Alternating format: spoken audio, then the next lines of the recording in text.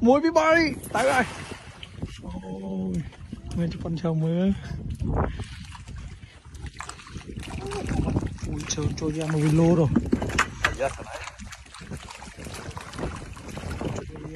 Ai này mà sao anh ngon mình tê chê. Một lô rồi Này là cần ngon này, lo này. Lược cốt món ăn lưới á. Lược cốt tôi có hóc ăn được mà.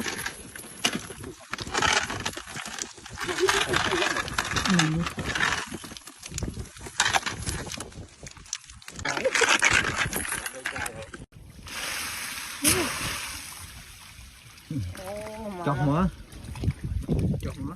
Chặt nó vài chứ chó nước ở đâu ra đó giờ là trôi xuống xuống